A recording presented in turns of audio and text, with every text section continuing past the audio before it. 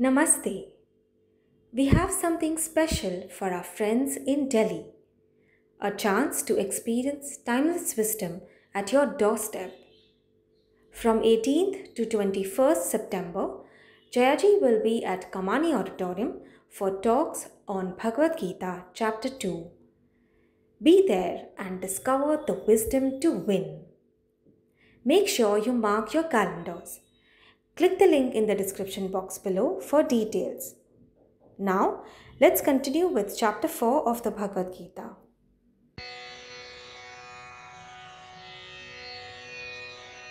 ॐ सहनाववतु सहनौ भुनक्तु सह वीर्यङ्करवावहै तेजस्विनावधीतमस्तु मा विद्विषावहै ॐ शान्ति शान्ति शान्तिः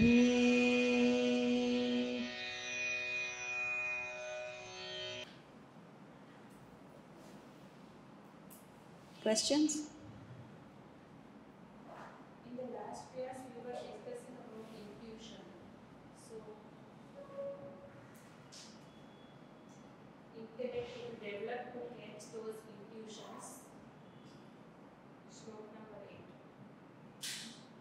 Okay, I don't remember.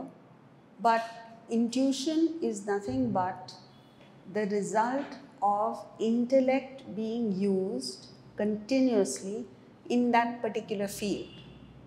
So you develop that intuitive power to know without applying the intellect from the beginning. See, it's like this. When you first learn how to drive, do you drive? Okay. Remember when you first learned how to drive, you had to think of every move. Which gear do I put it in? When do I press the clutch? When do I press the brake? What speed should I drive in? Everything you have to think. That's why within 5 minutes you break out into a sweat because there's too much concentration. But once you are an expert driver, you've gained experience, it's effortless. You don't have to, you instinctively, intuitively know which speed to drive at, which gear to put the car in, when to press the clutch, all of that. Not only that, you intuitively know what the guy in front is going to do. Because in India, nobody shows any signs. So where there's no U-turn, the guy takes a U-turn, but you know he's taking a U-turn. So a lot of life is intuition. And that you cultivate when you sharpen your intellect to such an extent in that field. You don't get it everywhere. Continuously, it's like a doctor. The moment a patient walks in, he knows exactly what is wrong with the patient. Then the rest is only to reconfirm what he is already diagnosed. So the most important part of a doctor's life is diagnosis. If his diagnostic skills are not high, which is what is happening nowadays, so they make the patient go through a battery of tests because they have no clue what is happening. Whereas in the past, the doctor knew, or even now, there are experienced doctors who know. So, many a times, like I experienced that after the thing happened, I remember that yes, I got that thought, but I did not pay attention to that. Now the thing is happening. Yes, but you can't, in important matters, you can't go entirely by that. Because it's very difficult to tell whether it's intuition or impulse. Impulse you can't go by. So even a doctor always reconfirms his intuitive skills with testing. It's like, intuitively you know a person is not honest. There's something not quite right about a person. But you don't go by that. You play safe. Any other question? From the time we start studying Vedanta, how much time does it take to actually apply the principle when the situation comes? The question is, from the time you start studying Vedanta, how long does it take for you to start applying these principles? Right? It depends on you. There is no fixed time. Spiritual growth is likened to a frog's journey. Have you seen a frog go from one place to another? It takes 3 quick jumps and then stays in one place for a long time. And then suddenly it takes one mighty leap forward.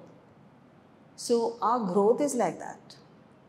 Because often you think, reflect, nothing seems to happen.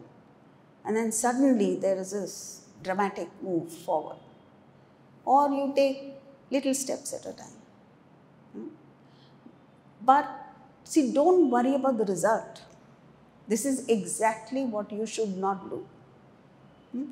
Don't worry about the result. Just put in the effort. And as you put in the effort, the result has to come. You must have that assurance, the faith, that the result will come. And then you reach a stage where the effort itself is so enjoyable that you don't worry about the result. It comes. And it is when you don't think about the result that you actually make progress. Because, even to measure progress in the spiritual field is difficult. It's very subtle. So you may not see it. Or you may imagine that it's there in you, which is what is happening most often. So we had completed verse 11 of chapter 4 last time, and we'll move on to 12. But before that, see, today in the world, most of us go by the power of money or position. So you have the position of a chairman, you have power, you think you have power. You're a rich guy, you think you have power, you can bully people. But you don't understand that that is the lowest possible power that you can have. It is the power of goodness that you must cultivate. And when you develop this power of goodness, nothing in the world can affect you. See, you have money, the market goes up or down, you get affected. No? World events affect your worth. You have a position, tomorrow you lose it. But this power of goodness never goes once you cultivate it. And it is tremendous. This is something we never invest in. How many of us have just invested in goodness? Every moment we have a choice, higher, lower, good, bad, unselfish, selfish. If continuously, every moment, you are taking the higher, which is tough, it's difficult. It's difficult to always take the other person's well-being into consideration, whoever it is. But you learn this and you do it, you gain the power that is unshakable. The elements of nature will bow down to you. The universe will bow down to you. You might think I'm exaggerating, but it's true.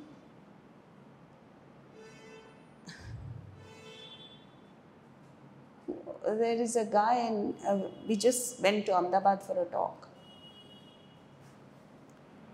there was this person, an ordinary person, an engineer. And he picked up the pen drives from somewhere and started watching the videos. And then he says, things started happening in his life. And after they happened, he decided that he must organize a talk in Ahmedabad for others also to benefit. Look at his purity of thought. Now, he is not a rich guy, he is just an ordinary executive. He organized everything. He organized the talk, he organized for our airfares, he organized for our accommodation. Both of us had gone. That auditorium was full of people. The audience was, and there were people outside. One man did it. And actually, this is not what I want to communicate. Later, he told me, he said, this is what he has learned from the Gita, that you have to connect with your people, you have to feel for your people. So he runs some engineering outfit. So he was saying, they have their timings, they labor. But there are times when, and they are rough. They work hard and they don't mince words. So you ask them, say, there is this extra work to be done. Will you please stay? Their usual answer is, go to hell, my work is over, I'm going home. But because he invested in relationships, he would talk to them, he would have lunch with them, he would, develop a relationship. And then he got to a stage where he would not ask, he would say, ye karna hi hai. And you want overtime, I'll pay. But you have to do this. And they would tell him, no, we'll do it. We don't want overtime. This is what I mean by the power of goodness. How do you treat your staff? I keep saying this. In India is a country where we haven't been able to shake off this feudal mindset that I'm the boss and I can treat you like dirt. How do we talk to our drivers, our domestic staff? Would you speak like this in New York? You'll be arrested. You're very nice to them and you come back and the same horrid treatment. First of all, it's bad karma. Secondly, you don't get your results. How do you think they'll work for you? They work for the money. They hate you from within. Every time you say something nasty to them, they feel like, they tell themselves, I wish I could kill you. And all that negativity is coming to you. Don't realize it. How they my mother-in-law used to say, it doesn't hurt you to be courteous. It doesn't hurt to be courteous. Remember that every time you're dealing with people,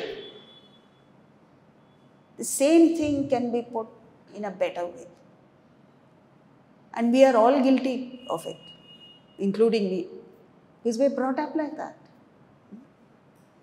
And we don't think, most of the time we don't think. That is the problem. So you continue the same. So what has been going on for hundreds of years, you're doing the same thing. Why were women treated badly? Because you believed they were weaker. And now they've started showing their strength. So what has happened to the men? They become like sheep. Lions have become sheep. Why? Because they're scared. There's no strength, inner strength. You must ask yourself, what am I worth? Minus the wealth, minus all these nice titles, minus your address, minus your name. What are you? You think anyone will give you a second look? What is your worth? Your net worth, not money. From within, what is your worth? Ask yourself. And that is what the Bhagavad Gita develops. So if you understand that, every week when we meet, you come with that added enthusiasm that you want to do something with yourself. That every week I want to become a better person, a more powerful person. Not in the sense of wealth and position, please. Just within yourself. Right?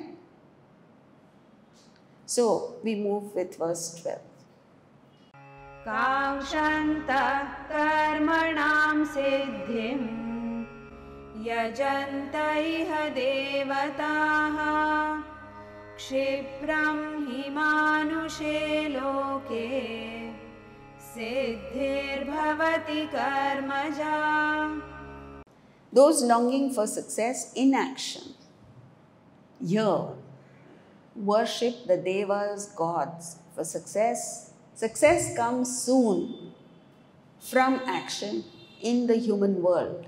So, what he's saying is, material success you're struggling with.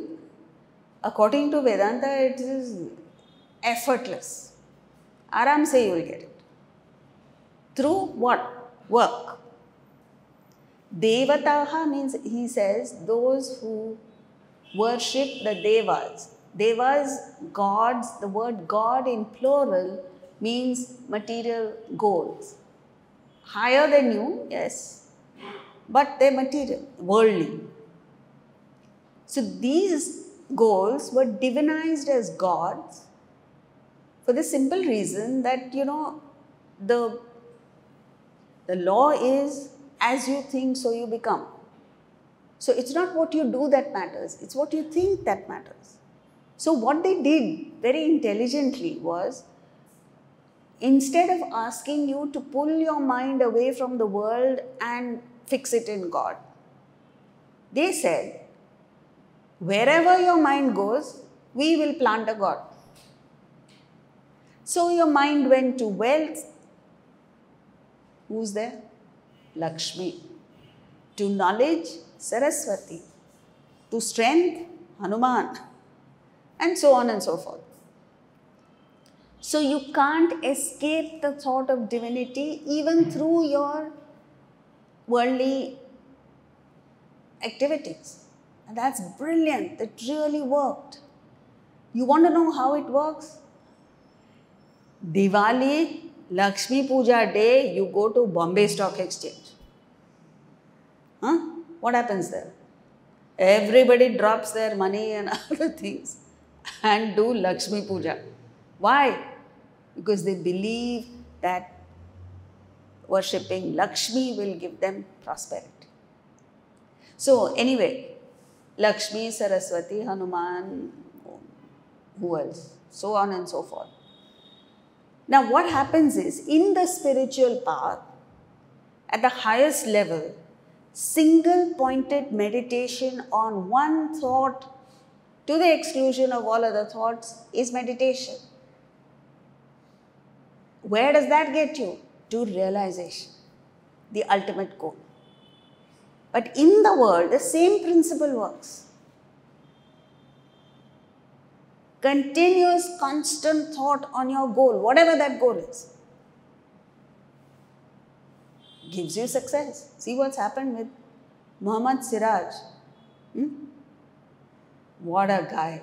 That day, we all knew that England needed 35 runs to win. I didn't even want to watch. Because I thought we'd get the hammering of our life. Suddenly, after a few hours, I said, my God, what is happening? And Siraj says that that morning he did a Google search and he got the answer, belief. So he said, I must believe. And then he says, I must believe not just in myself. I decided to work for the country.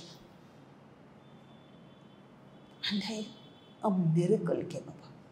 So, even in the world, you want to win a match, you want to win the Wimbledon, you want to, I don't know, win the Nobel Prize, whatever it is. What must you do? What must you do? Continuous, constant thought. So the key words here in this verse are yajante and karma. Yajante means sacrifice. Look at all these people, how much they sacrifice. They sacrifice their time with their families, they sacrifice their nights out, they sacrifice parties, they sacrifice good food, and go out and work in the hot sun. And hard work. These two things, if you combine, any fool can achieve success. See, even a person like Sachin Tendulkar, who was highly talented, born. Somebody was talking about him and he said, it is not just the talent, it's the hard work that he's put in right from before the age of 15. Because at 15, he started playing international cricket. So from a very young age, what did he do? Yajante and karma. Sacrifice and hard work. Now you want success sitting back and watching Netflix. Huh? How will you get it? And then party every Friday, Saturday. And then say, I'm tired. Tired? 20-year-olds are saying, I'm tired. You want examples? 80-year-olds are full of fun. Yes? Full of energy. So that's what it is. Now, what he's saying is, success in the world is easy. Realization is difficult, he admits it. So why is it difficult? Because you have to bring back your thoughts from restaurants, from clubs, from, I don't know, wherever you people go. And that's tough, no? Because nowadays, more and more, there are more and more temptations, more and more distractions. So you fall for something or the other. You fall for a mall, you fall for the parlor, you fall for a movie, you fall for, I don't know, so many things. And this is how life goes by. And before you know it, you're by the end of life. What a tragedy. What have you got to show for it? Sweet nothing. So wake up at least now. There's still time to do something. So all of these thoughts must be pulled back into that one and merged with that one all-consuming thought of the divine. Constant. You look at a sunrise, you must think of the divine. Look at a flower, you think of the divine. Yeah.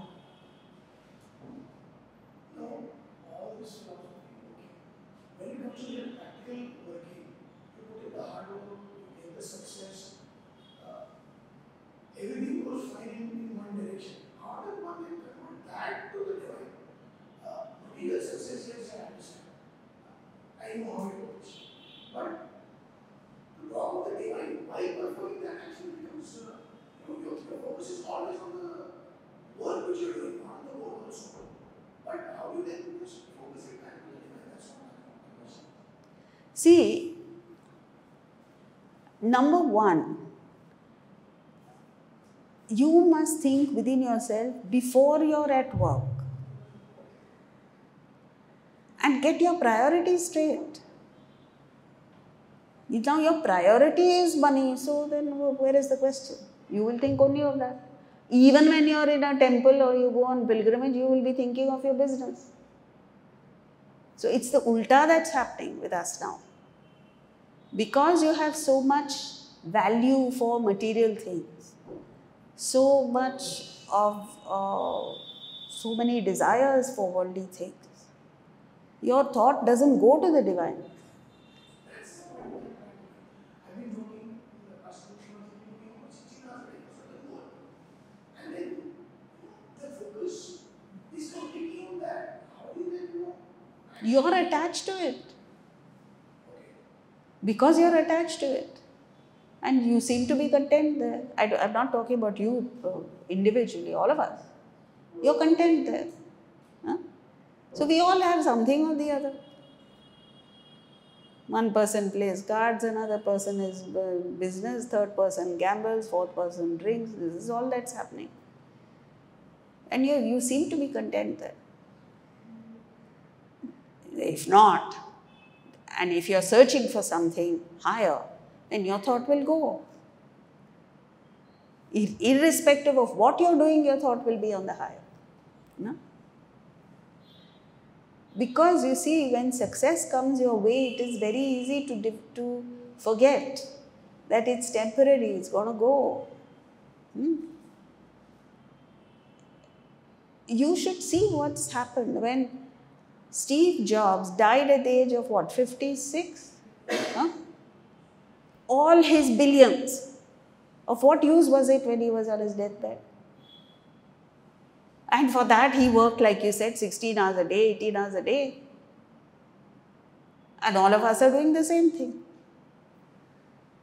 Of what use is it going to be a few moments before I die? Are you going to think of your wealth? That is the thing. So there has to be that maturity of thought.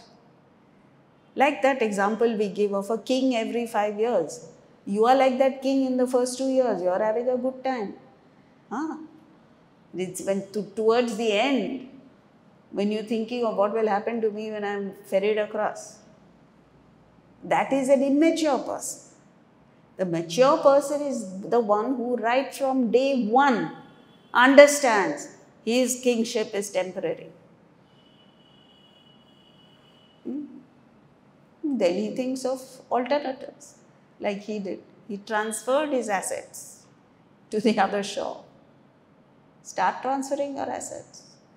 First of all, think, what assets can I transfer? So, once you get that bug in you, then there is no looking back. You go through with it irrespective of what the challenges are, what obstacles come your way.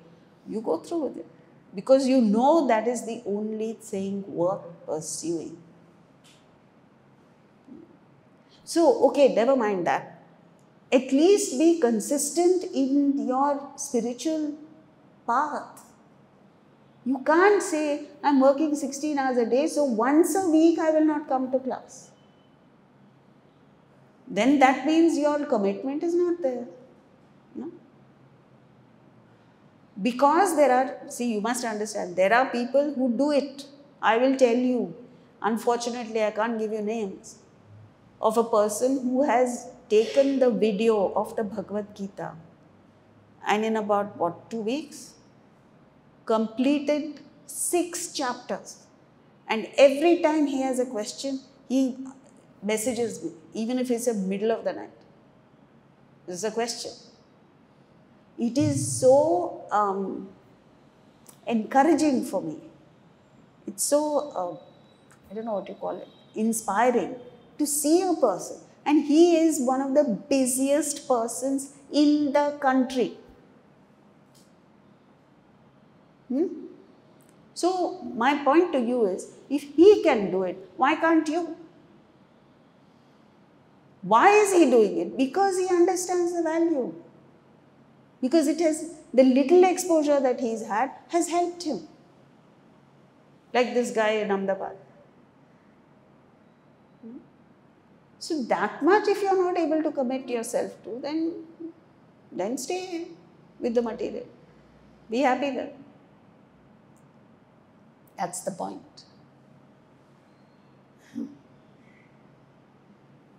See, when COVID hit, we had the maximum audience. Online. Why?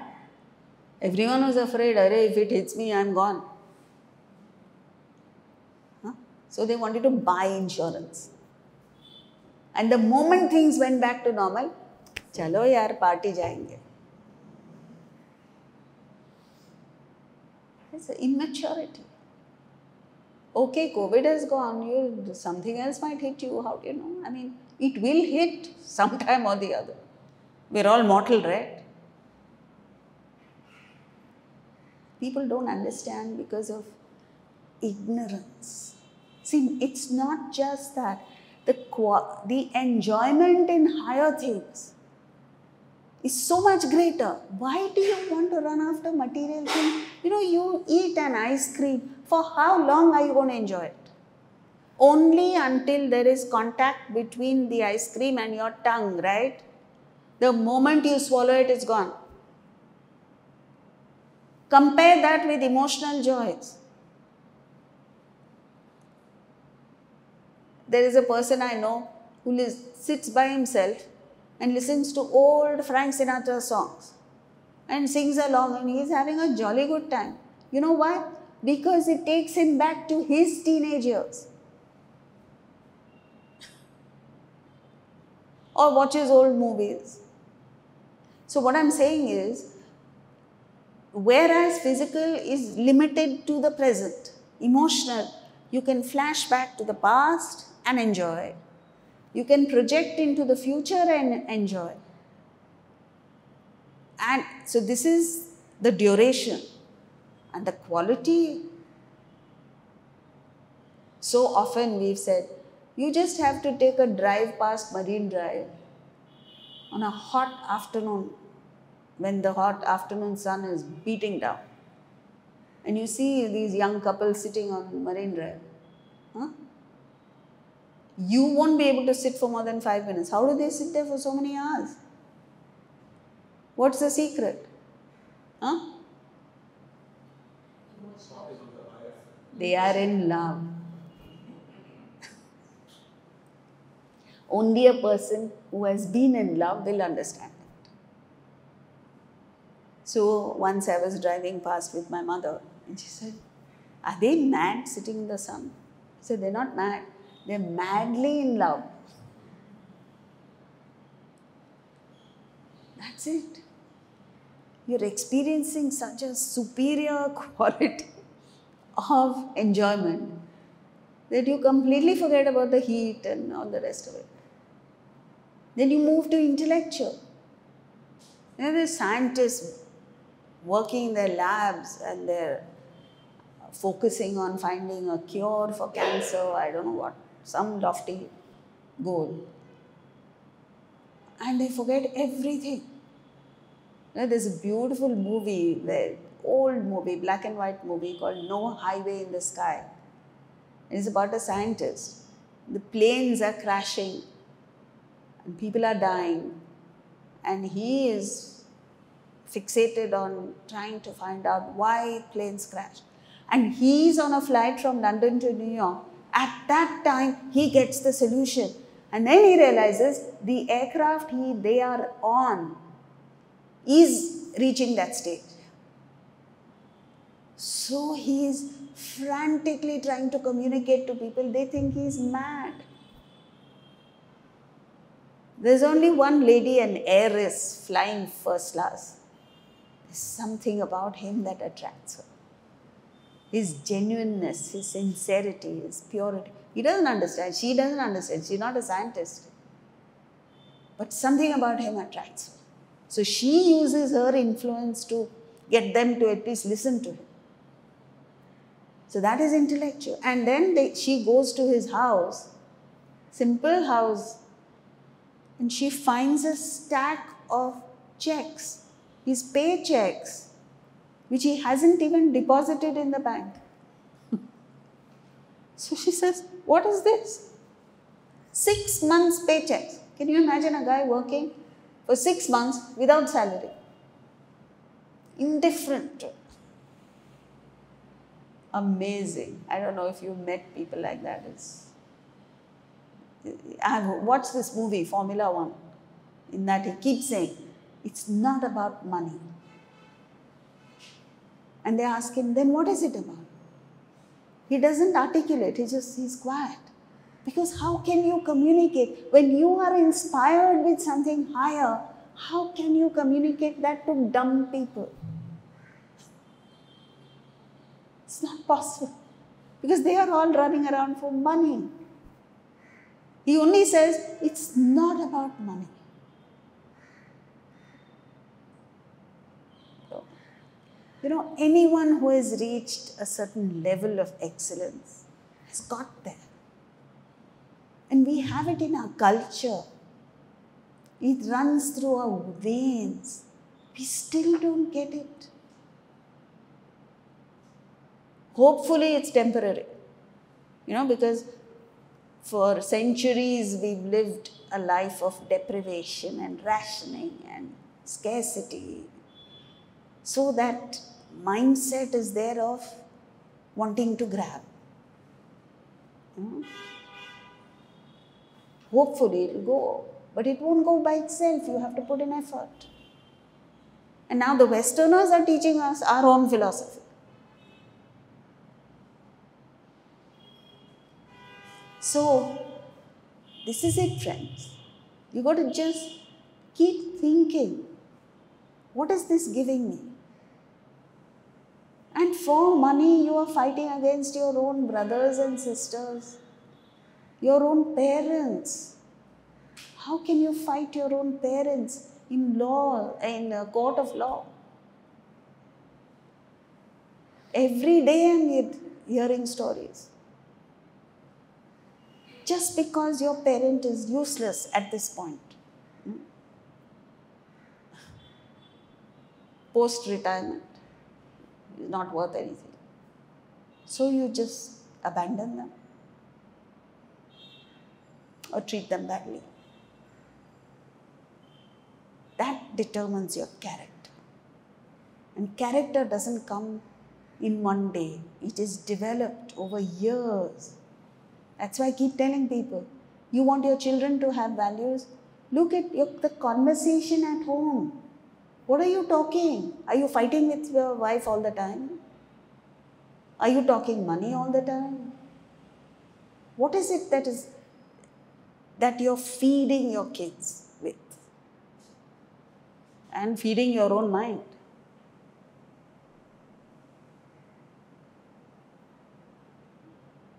So the key words here, key words for success in any field are number 1, sacrifice. Means you have to sacrifice your own lower desires, lower yearnings for your own higher aspirations. That is what sacrifice is. You're not giving up anything. You're giving up the lower for the higher. And hard work. Karma, like Swami Ramatirtha said, intense work is rest. Put it on your wall. And every time you feel tired, say, intense work. Remind yourself. This doesn't mean you should be a workaholic, please. But it only means that the body must act intensely while the mind is calm. Then you are at rest all the time. See, you go for a walk in the morning, or you go for a run, or you go to the gym, you lift weights, whatever it is that you do. You come back sweating. But mentally, well, you're refreshed, right? Mentally, you're full of beans. That is it. But we resist the work itself. See, there's students, 17-year-old, 18-year-old hunks saying, I'm tired. So feel like whipping them. So, get up and start running, man. Get out of your bed.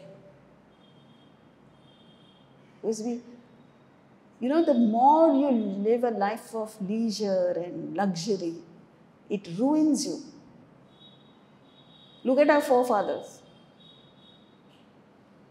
I still remember my grandmother continuously. I don't remember seeing her sitting down and saying, I'm tired. Then parents, my mother, same thing. My generation. With every passing generation, it's getting worse. So, when you go home today and somebody asks you, what did you learn from the Bhagavad Gita? Sacrifice and hard work. Next, 13. चातुर्वर्ण्यं मया सृष्टं गुणकर्मविभागशः तस्य कर्तारमपि मां विद्यकर्तारमव्ययम्. The fourfold Varna, caste, was created by me based on the differentiation of guna, quality and action. Even though I am the creator, know me as the non-doer and indestructible. Even though I am the karta, know me as the akartaram and avyayam, indestructible. It's a fabulous verse. See, this is Vedanta's greatest contribution to the understanding of the human mind. No one understands the human mind as much as our forefathers did. So they categorized matter, means thoughts, into 3 distinct grades. One was sattva, purity, rajas, passion, and tamas, apathy. All of us have all 3. So you want to know one word for tamas. You know what tamas is like? Plaque on your teeth. It sticks there nice and hard. You can't remove it. You have to go to a dentist who removes it. So that tamas is laziness, inertia, indifference, care a hang attitude. It's in the mind. It's not just tamas is in the mind first, then it manifests physically, emotionally as indifference. So, tamas is a state it's a comatose state. It's like you're in a coma. There's no awareness, sloth. Rajas is like fiber stuck between your teeth. One little fiber stuck, you feel so uncomfortable till you get it out. No? That is selfishness. So selfishness makes the world go round, meaning there's a lot of activity that comes out of rajas. But it puts you off. You see a person, I hate to say it, it's recorded, so I'm not saying. The person who's currently in the news, in the world, he opens his mouth, he puts you off. No? Because the ego shows and the stupidity shows and the false sense that I am the doer. I make the world go round. These people, such people, destroy the world. Like Nero, a typical example of this is the Emperor Nero wanted to remember a tune. And at that time, apparently, there was fire. So he sets fire to the whole town. just because he wants to remember a tune. This is Rajas. And then there is Sattva. Sattva is like water in your mouth. Even though it is a foreign body, it doesn't pollute you.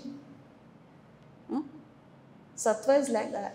It's purity, pure thought, selfless thought.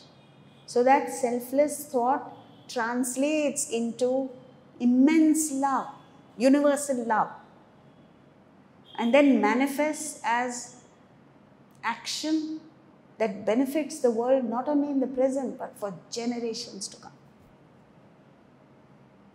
These are the people who form the bedrock of the Indian civilization,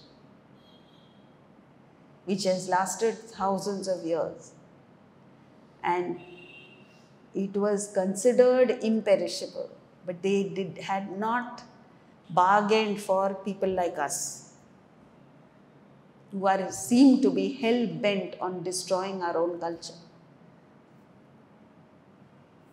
So, like I was telling someone the other day, it's not, we have we owe a debt. There are 5 kinds of debts that we owe. One is Pitru Rin, means to your own ancestors, your family, lineage. The sacrifices they made, the values that they set. Each family has its own character, and you need to work to uphold that character. They were to nature, to the elements, like it's your duty not to pollute rivers, not to just throw trash everywhere, to keep greenery, keep the lifeline of the world going, things like that.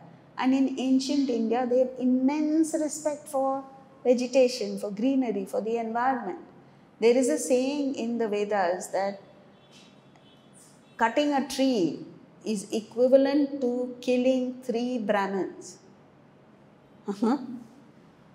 So there is now reckless destruction of the environment. Like this. And one of the debts that we owe is Rishi Rin. The rishis, the sages in our country have laid down this most wonderful knowledge. It is the duty of each one of us to do our bit, to spread it. To first of all, live it ourselves, and to make that effort to spread it. Now, a lot of you have been coming here every week for years together. What have you done to spread this knowledge? And I keep saying this. All you have to do is, like I said, gift a book to somebody. It's not expensive. Study the Bhagavad Gita yourself. Invite people to lectures. These are all little things, but it can make a huge difference in the life of someone else. Everywhere I go, there are people who come and say, I've been listening to your lectures on YouTube, maybe on TV, on wherever. Ahmedabad this time. And I've benefited immensely from it. So do that little bit. You can't just keep taking from society and not give even a thought to repaying in some way or the other. In the past, therefore, that is why in our culture everything is voluntary. Because the moment it is enforced, you may give physically, but without the heart, without the intention. And that is most important. It's not what you do that matters, it's how you feel. Every morning you should wake up and tell yourself, let me see how I can contribute to the world. Which I'm not saying you should work for free, please. In fact, this will increase your profits. How do you think Steve Jobs became what he did? Because all the time his focus was on how to satisfy the customer. And he used to tell his people all the time, it's not that you manufacture something and push it down the consumer's throat. You must first find out what the consumer wants and then provide it. Then use your technological skills to produce something that will satisfy.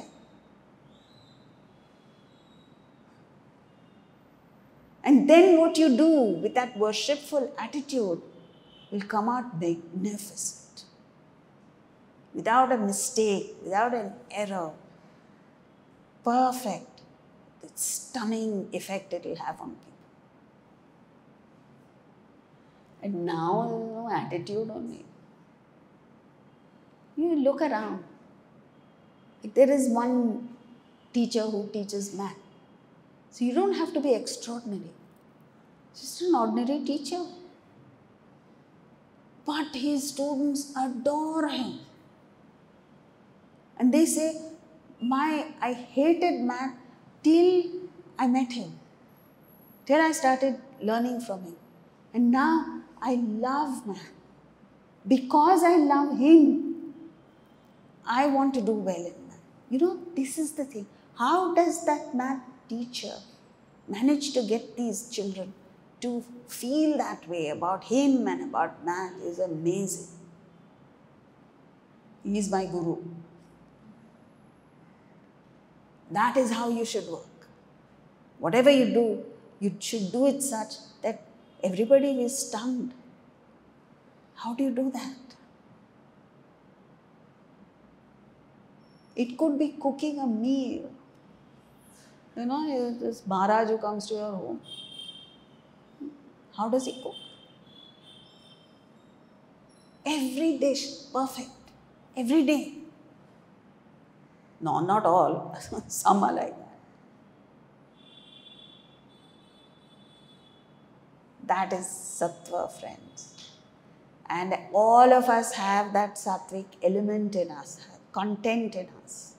It's about awakening that. And if you go home thinking about it, how do I awaken this sattvic content in me?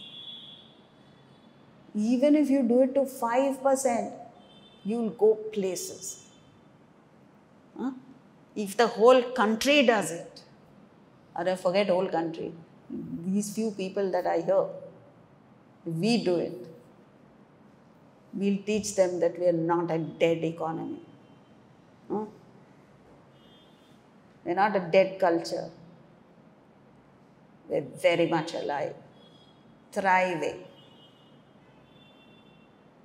But there's no effect.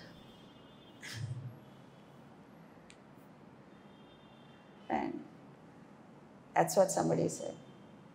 Every Indian should feel it in his heart. Somebody had the guts to say this about us. We'll show it.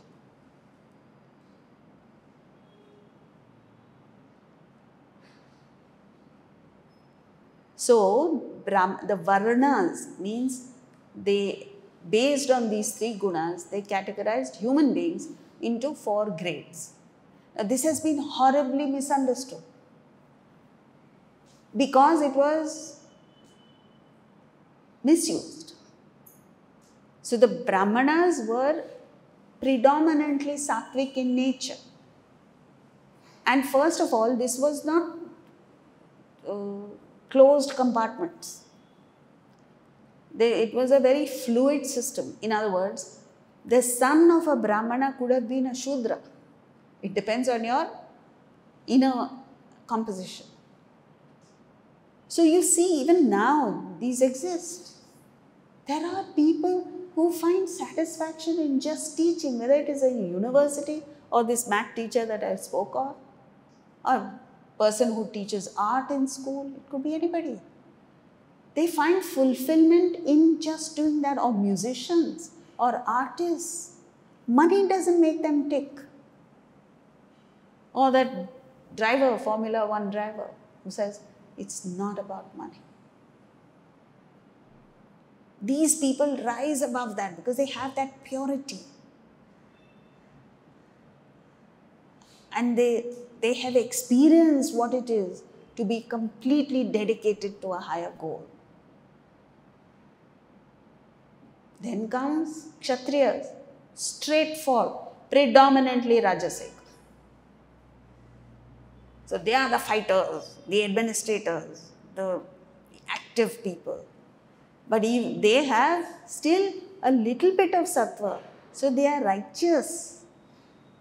They set the standard, they are role models. So they are predominantly sattvic, but they have predominantly rajasic, but they have a fair degree of sattva, but tamas is creeping in. Then you see Vaishyas. Vaishyas are, sattva drops still further. Rajas also drops and tamas increases. So these are the guys who sit and make money on someone else's hard work. Vaishyas. Typical example? Correct. You got it. Stockbrokers. Then come the Shudras, who are predominantly tamasic, who have a little bit of rajas and traces of sattva. But this classification was made not to put down certain people or give privileges to other people. It was meant to enable every single citizen, every single human being to rise to the highest level. So there were Shudras who were highly skilled, who were put on a pedestal, given the highest level of respect. And there were people at a higher stage who were selfish and they lost out. So what you have to do is match your guna with karma. It's an ancient, informal way of vocational guidance. You watch what the mind is and you match it with action. So now what he says is, see, Atma, when he says I, means Atman. Even though I am the creator, I am the akartaram. So, creator in what sense? Consciousness, Atman, that divine force, enables all of us to act. It is that power that enables your body to function, your mind to feel emotions, every thought in your intellect is enabled by this force, Atman. But it has nothing to do with the quality of activity. It has no desire to go anywhere or do anything. And it has nothing to do with the result. Just as the ocean supports all waves, but it has nothing to do with whether the wave is big or small or quality of the wave, or where the wave goes. Gold is the supporter of all ornaments, gold ornaments, but it has no desire to become a particular thing. You ask the element gold, do you want to become a bangle? There is no wanting. It has nothing to do with the craftsmanship. Like some ornaments are very pretty, beautiful, aesthetic, some are not so. Gold has nothing to do with it. Even the most horrid looking piece of jewelry is still gold. And it has nothing to do with the result. So it's like this. Atman is karta with reference to the body, mind, intellect. But per se, akartaram does nothing. So it's like this. You take off on a flight. With reference to the earth, the plane is moving at 500 miles an hour. But within the aircraft, you're sleeping. You're not moving. You're stationary, isn't it? So you're stationary, at the same time you're moving at a frenetic pace. So it's all relative. And I'm avyayam. Even if you make a bangle out of gold, you make a ring out of gold, you make anything, a biscuit out of gold. Gold is gold. Gold is valued even when it is deep in the earth. A human being will mine it, pull it out, purify it, and use it. So that's what it is. Next verse, 14. Yes. This part about know me as the non-doer and indestructible. The explanation to this lies in what we explained now about the gold, being gold, whether it's the bank, the ocean, remaining indestructible. Yes, see, when you see, it says, even though I am the creator. So when you look at us and say the body is functioning, the mind is listening, who enables me? It is the spirit that enables me. So even though I am the creator, I am the non-doer, akartara. So akartara means total objectivity. Just as fuel has no interest in going anywhere. Fuel has nothing to do with the performance of the car. That is determined by the engine of the car. And it has no place to go. And it has nothing to do with the result. Whether the driver drives well or not is not a function of fuel. It is the driver's thing.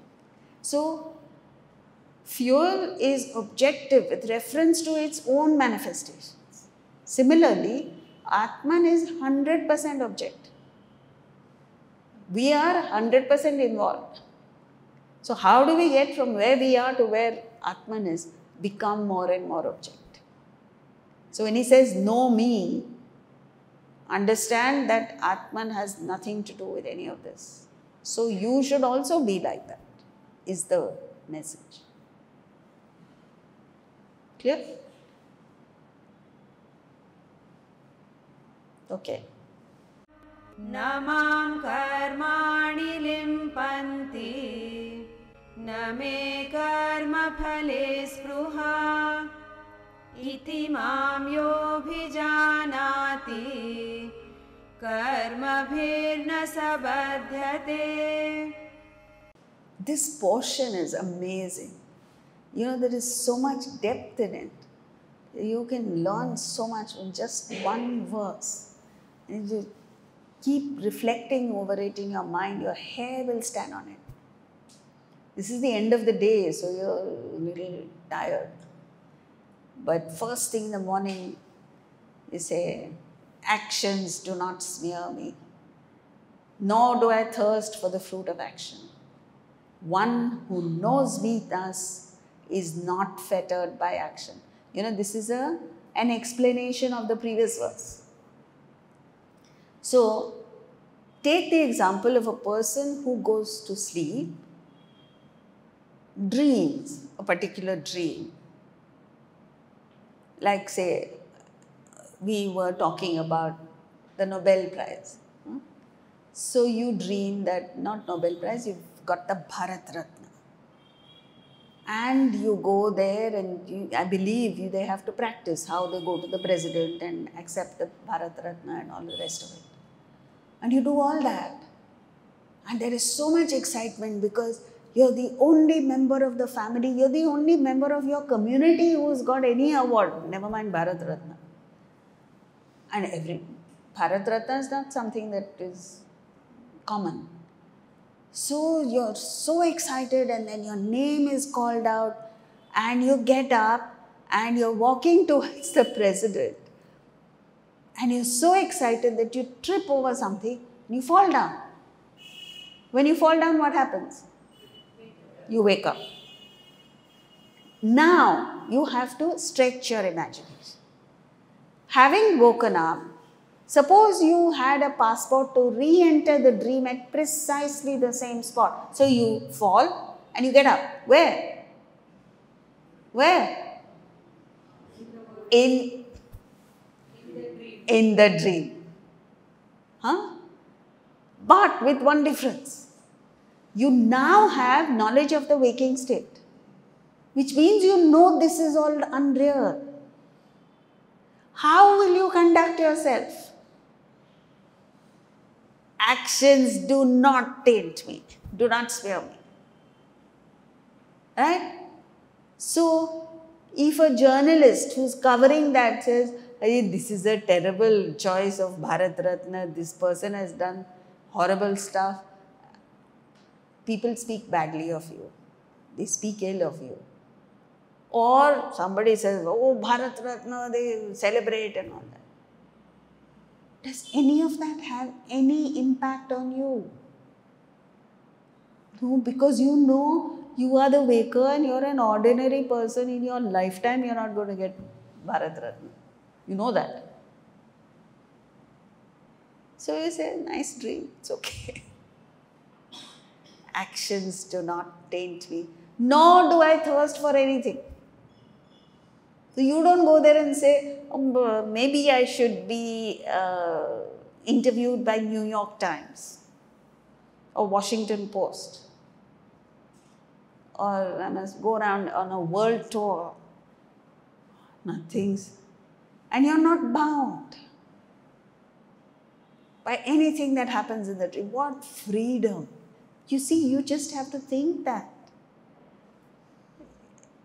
How will I conduct myself in a dream after waking up? You're winning the Nobel Prize. Oh, this Piyush, gorgeous princess is about to be your wife. Or you, Prince Charming is coming your way. None of that is going to excite you, because you know you're stuck with somebody anyway in the waking. One who knows this.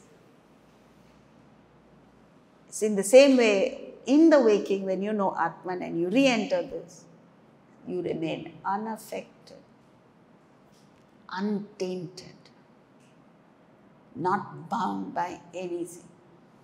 Your whole passage through life is one big entertainment. You fall ill, you're still happy. You're healthy, you're still happy. You're bankrupt, you're still happy. You become a billionaire, you're still happy. Nothing affects you. It's like on the screen. You remember that movie Towering Inferno? The whole place is one big fire.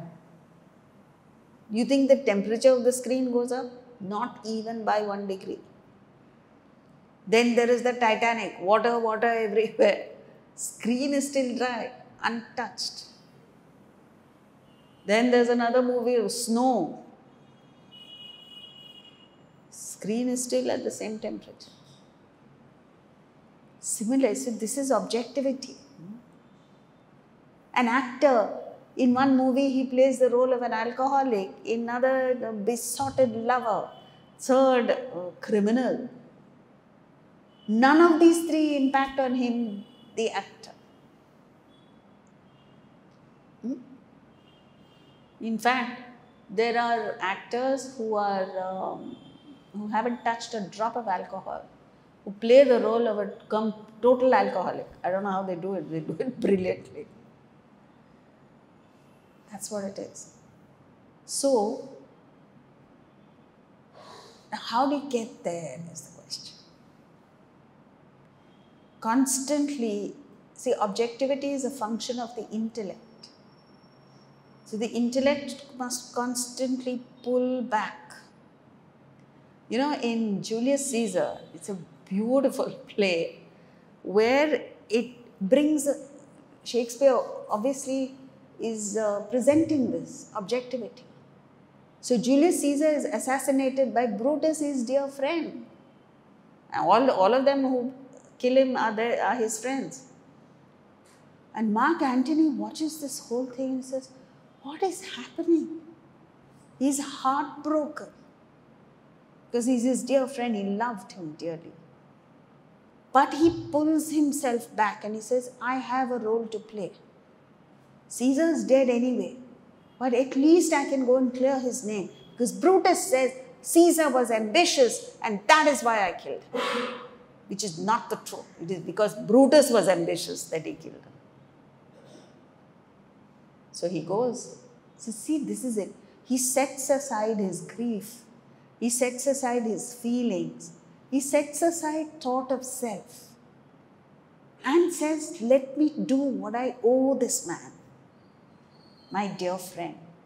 It's very difficult. Put yourself in a situation where you're heartbroken because someone in your family has died. And that moment you have to do something. Will you be able to do it? And he was able to do it.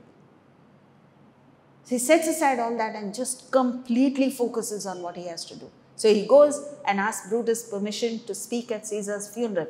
Brutus is flying high. So he says yes. And the second mistake Brutus makes is he leaves the scene. So there is no way of retrieving the situation. And Mark Antony starts innocuously, so innocently. Friends, Romans, countrymen, I come not to bury Caesar, not to praise him, but to bury him or some such thing. And bit by bit, slowly, point by point, he finishes off Brutus. He says, 3 times I offered the crown to Caesar. All 3 times he said no, he refused. Does this in Caesar seem ambitious? No, roars the crowd. Yet Brutus says Caesar was ambitious. And Brutus is an honorable man. By the end of his famous oration, which is all of 10 minutes, the crowd is now the same crowd that said, "Hail Brutus," now is out to kill him. They're gunning for him. Mark Antony doesn't join them. He doesn't want to kill Brutus. His objective is clear. He only wanted to clear Caesar's name. So he stands aside and says, "Now let it work. Mischief thou art afoot. Take thou what course thou wilt." I've started the mischief. Let's see where it goes. Objective. Objectivity is what makes for leaders. Objectivity makes for success. Objectivity makes you a boss. If you're involved and emotional, you cannot be a leader. You can't be the boss. If you're attached, you can't be the boss. And you can't be happy unless you're objective. So all of this goes into it. So you've got to remind yourself, I'm just an actor playing a role. Forget actor. I'm playing a role. Let me play this role to the best of my ability. That's it. And exit when the time comes. Get out when your time is over.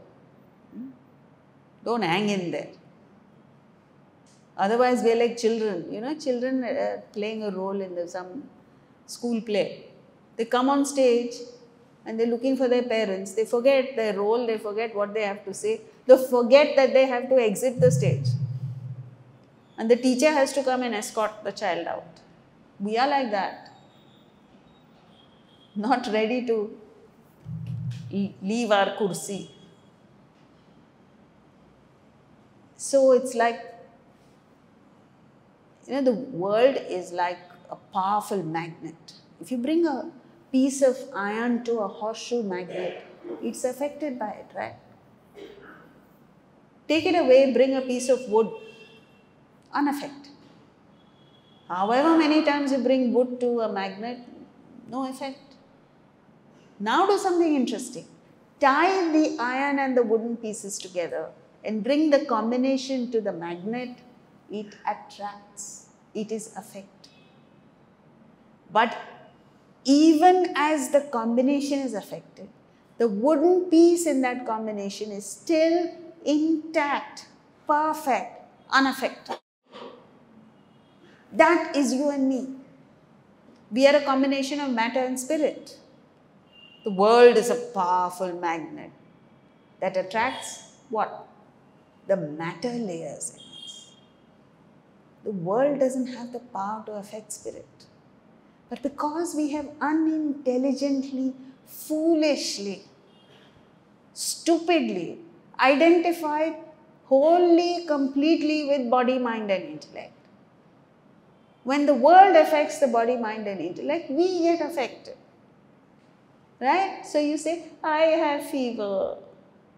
Your body has fever, man, not you. Huh? Tell yourself that. Otherwise, I see people 99 fever and I can't speak. I can't take your call. What nonsense. Similarly, if someone is nasty to you, you say, I am depressed. What are you are depressed? Your mind is affected. You are intact. Tell yourself that. But you are so involved with it. And then you multiply. Now it's even worse. Because it gets multiplied. You had 99-degree temperature. You post it on Instagram, Facebook, here's that and the other. I am sick. Sick is right, you're sick in the mind. Try that next time. Try telling yourself that the body has a headache. Don't say, I have a headache. The body has a headache. Let it go through whatever it has to go through. But I am not. It's hot outside. Today I heard, it's so hot, it's so hot, it's so hot. It is hot outside. Your body feels uncomfortable. But you are okay, no? You're fine. Tell yourself, I'm fine. Body is hot or cold or whatever. And that is a fabulous piece of knowledge, an example. Remember this, horseshoe, magnet, iron and wood.